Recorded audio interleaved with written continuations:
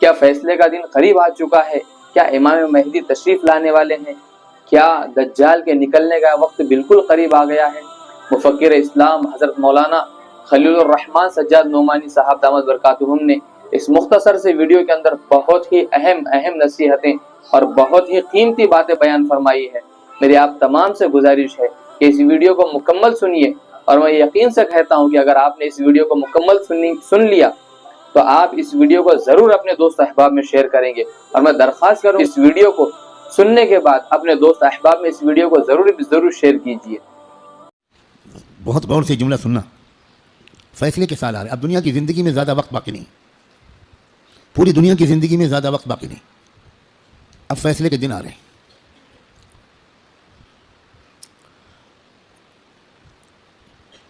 پہلے جیسا اب زمانہ نہیں ہے، ایک ایک دن جو گزر رہا ہے یہ فیصلے کے دن سے ہمیں قریب کر رہا ہے، اور فیصلے کے دن کی جو سب سے بڑی علامت ہے جب فیصلے کا دن قریب ہے وہ ہے فلسطین کے حالات، کیونکہ اب بہت بڑے بڑے واقعات ہوں گے، دجال کی آمد بھی بہت دور نہیں ہے، اور حضرت عیسیٰ کی آمد بھی بہت دور نہیں ہے، اور امام مہدی کی آمد بھی بہت دور نہیں۔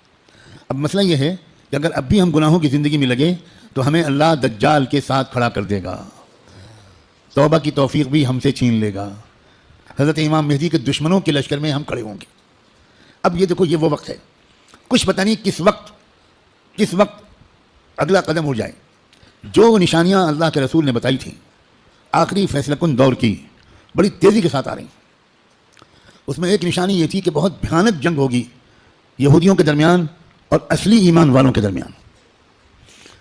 اس لیے جو کچھ اس وقت غزہ اور فلسطین میں ہو رہا ہے اس سے ہر ایمان والے کا ایمان ہزاروں گنا ہر منٹ میں بڑھنا چاہیے، اس لیے کہ وہی ہو رہا ہے جو اللہ کے رسول بتا کر گئے تھے۔ جس وقت وہ آپ بتا رہے تھے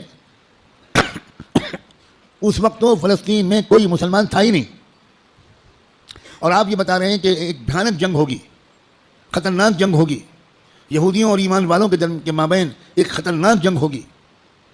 آپ بتا رہے ہیں کہ ایک علاقہ ہوگا جہاں سچے پکے مومن جان دے رہے ہوں گے اور جان لے رہے ہوں گے، قربانیاں دے رہے ہوں گے، مسجد اقصیٰ کی حفاظت میں نوجوان جوک در جوک شہید ہو رہے ہوں گے۔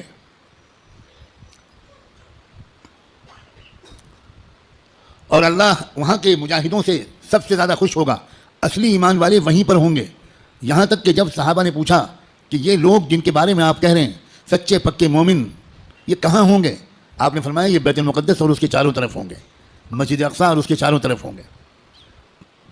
بالکل ٹھیک وہی جو کچھ آپ نے فرمایا تھا اس وقت وہاں ہو رہا ہے۔ ہم لوگ اسی زمانے میں ہیں، آپ اس سے خوش ہوں یا آپ اس سے ناراض ہوں، ہم کو اللہ نے وہی زمانہ عطا فرمایا جس میں ہم اپنی آنکھوں سے اللہ کے رسول کی بات کو سچا پکا ہوتا ہوا دیکھ رہے ہیں۔ تو اس وقت وہاں جو ہو رہا ہے اس سے ہر لمحے ایمان کو بڑھنا چاہیے ہمارے، یہ ہمارا ایمان کی مضبوطی کی وجہ ہے۔ لوگ الٹا سمجھ رہے ہیں، یہ جو کچھ وہاں پر ہو رہا ہے اس سے خوف اس کے دل میں آ رہا ہے جو سمجھا ہوا نہیں ہے، ڈر وہ رہا ہے جو سمجھا ہوا نہیں ہے، لیکن جو سمجھا ہوا ہے قرآن و حدیث کو، اللہ کے رسول کی باتوں کو، وہ یہ کہہ رہا ہے کہ یہی تو وہ فرمایا تھا اللہ کے رسول نے، جو ہو رہا ہے وہی ہو رہا ہے جو اللہ کے رسول فرما کر گئے تھے۔ اس کا مطلب یہ ہے کہ آپ کی نبوت برحق ہے، آپ سچے رسول ہیں۔ آپ نے اس وقت یہ فرمایا تھا جب اس کے کوئی آثار نہیں تھے، اب آپ نے جو آئندہ کے بارے میں فرمایا تھا کہ جو ہوگا، جب وہ ہو رہا ہے اور پچھلے 6 مہینے سے ہو رہا ہے، بلکہ پچھلے 75 سال سے ہو رہا ہے، جو اللہ کے رسول بتا کر گئے تھے، تو اس کے بعد میں جو ہوگا اس مقابلے کا آخری انجام، اس کے بارے میں اللہ کے رسول نے جو کچھ فرمایا وہ بھی یقیناً ہو کر رہے گا۔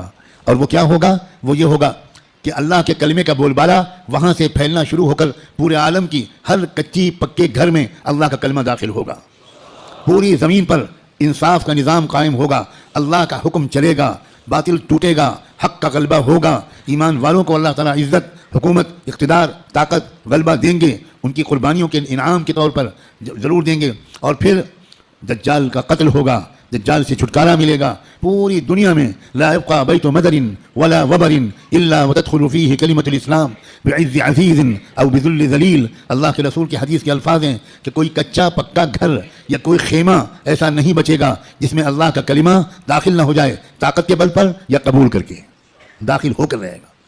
اس لیے لوگوں یہ بہت چوکنا رہ کر جینے والا زمانہ ہے. اگر اسی طرح غفلت میں رہے جس طرح اب تک جی رہے ہیں تو ہمیں خبر بھی نہیں ہوگی اور اللہ کی طرف سے فیصلہ ہو چکا ہوگا کہ اس نالائق فاسق فاجر خطاکار گنہگار مسلمان کو میں دجال کا ساتھی بناؤں گا.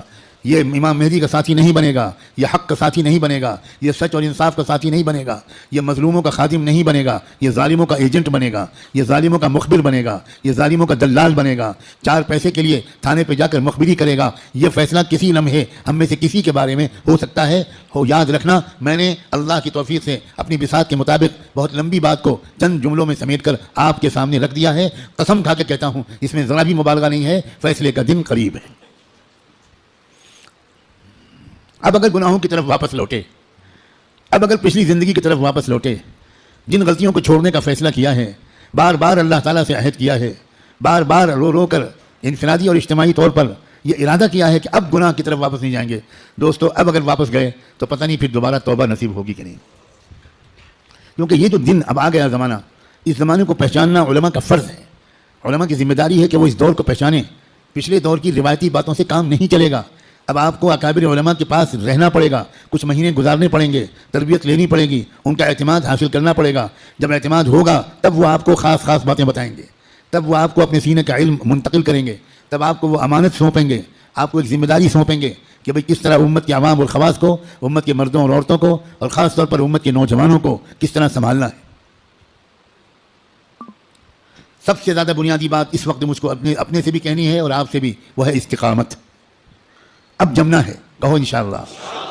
اب تقوی پر جمنا ہے, اب اللہ کی اطاعت پر جمنا ہے, اب گناہوں سے دور رہنا ہے, اور جیسے کوئی غلطی ہو جائے سب کام چھوڑ کے اللہ سے معافی مانگنی, دیر نہیں کرنی.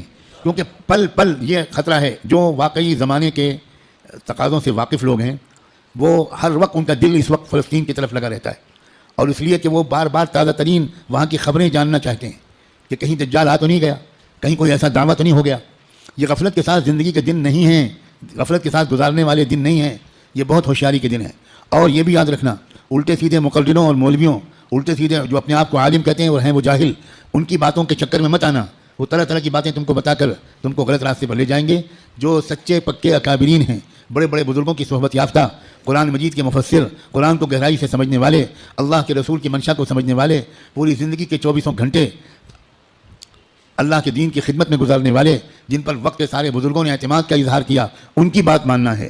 ورنہ سوشل میڈیا پہ جاؤ تو 50 انجینئر ملیں گے, اور 50 ڈاکٹر ملیں گے, اور 50 طرح طرح کے لوگ ملیں گے جو اسلامی پروگرام چلا رہے ہیں. ہمارے نوجوانوں کو نہیں معلوم کہ اسلام کی ویب سائٹس کے نام سے جو ویب سائٹس چل رہی ہیں اس میں سے تقریباً 70% یہودیوں کی ویب سائٹس ہیں, اور باقی قادیانیوں کی ویب سائٹس ہیں, کچھ ہمارے ملک کے ہندوؤں کی ویب سائٹس ہیں جو اسلام کے نام پر چل رہی ہیں, اور اس میں قرآن کا درس ہوتا ہے, احادیث کا درس ہوتا ہے, مسئلے بتائے جاتے ہیں. اور ہمارے نوجوان وہ بیچارے بجائے علماء سے جڑنے کے وہ سوشل میڈیا سے مسئلے معلوم کرتے ہیں. ابھی مجھ سے چند دن پہلے یہیں کسی نوجوان نے پوچھا کہ ہمیں بعض مسئلے معلوم کرنے پڑتے ہیں تو ہم سوشل میڈیا پر جاتے ہیں, وہاں پریشان یہ ہوتے ہیں کہ الگ الگ سائٹ سے الگ الگ جواب ملتے ہیں. میں نے ان سے پوچھا کہ جب آپ بیمار پڑتے ہو تو سوشل میڈیا پر جا کر علاج کراتے ہو؟ آپ کو کینسر ہو جائے تو آپ فوراً سوشل میڈیا کی سائٹ کھولو کہ ٹریٹمنٹ آف کینسر, اور علاج شروع کرو, تو اتنا ضرور فائدہ ہوگا اس علاج سے کہ اگر وہ علاج نہ کراتے تو 1-2 سال گھر والوں کو تیمارداری کرنی پڑتی. سوشل میڈیا کے علاج سے انشاءاللہ بہت جلدی گھر والوں کی پریشانی دور ہو جائے گی. جب آپ کو کوئی مقدمہ لڑنا ہو, کوئی عدالت کا مسئلہ قانون کا ہو, تو آپ کس کے پاس جاتے ہو؟ کسی انجینئر کے پاس, کسی انجینئرنگ کی سائٹ کے پاس جاتے ہو کہ بھئی ہم کو فلاں قانون معلوم کرنا ہے تو انجینئر صاحب بتا دیجئے. تو انجینئر صاحب اگر آپ کے خالہ زاد بھائی ہیں تو وہ آپ کو مسئلہ بتانے کے بجائے یا مشورہ دینے کے بجائے اپنے چپراسی سے کہیں گے ان کو بائک پہ بٹھاؤ اور دماغ کے ڈاکٹر کے پاس لے جاؤ, اور دیر نہ کرو, جلدی کرو جلدی. بھائی جب کوئی مسئلہ معلوم کرنا ہے تو سوشل میڈیا پہ مت جاؤ, کسی محقق عالم کے پاس جاؤ, ان سے بات پوچھو. اس لیے موجودہ زمانہ کیا ہے, یہ دور فتن کیا ہے, کس کس ترتیب سے فتنے آنے والے ہیں, کیا ہونے والا ہے, دنیا بھر کے حالات کیا علامتیں دکھا رہے ہیں, کیا آثار ظاہر ہو رہے ہیں, بر صغیر ہند و پاک میں کیا تبدیلیاں ہو رہی ہیں, سرزمین فلسطین میں کیا حادثے رونما ہو رہے ہیں, عالم عرب میں کیسے مشرک لوگوں کا قبضہ ہو گیا ہے, عرب حکومتیں اس وقت مندروں کا افتتاح اپنے عرب ملکوں میں کرا رہی ہیں, مندروں میں بیٹھ کر افطار پارٹیاں ہو رہی ہیں, عرب حکام کس طرح اس وقت مشرکانہ نعرے بلند کر رہے ہیں. یہ سب آخری زمانے کی علامتیں ہیں. اللہ کے رسول یہ تک فرما گئے تھے کہ قیامت اس وقت تک قائم نہیں ہو سکتی جب تک جزیرے عرب میں بت پرستی پھر سے نہ شروع ہو جائے. اب دنیا حیران ہے کہ ابو ظبی میں مندر کیسے بن گیا اور اس سارے عرب حکومتوں حکام کو کیا ہو رہا ہے. دنیا حیران ہے کہ سعودی عرب کے شہزادہ محمد ابن سلمان اس قدر کافرانہ، فاسقانہ، گمراہانہ عقائد اور اعمال میں کیسے پھنس گیا. دنیا اس لیے حیران ہے کہ دنیا کو نہیں خبر تھی کہ یہ سب بتا چکے ہیں محمد الرسول اللہ صلی اللہ علیہ وآلہ وسلم.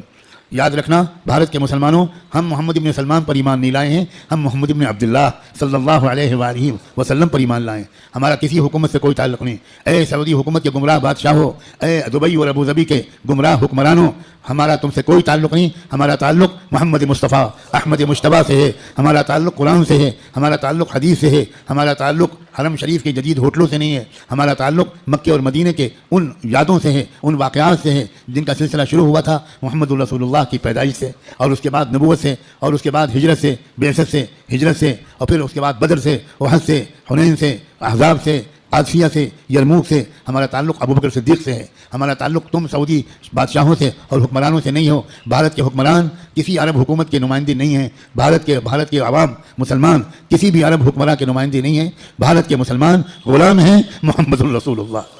ہمارا رشتہ سیدھا ان سے ہے. ہم تمہارے محتاج بالکل نہیں ہیں، قطعاً نہیں ہیں.